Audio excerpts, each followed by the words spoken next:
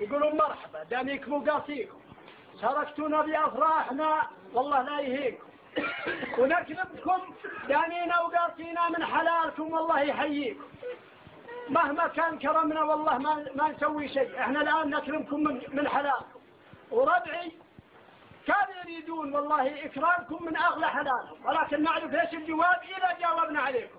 فنقول مرحبا وشاكرين لكم على مشاركتنا في أفراحنا والله لا يهينكم وحياكم الله جميعا.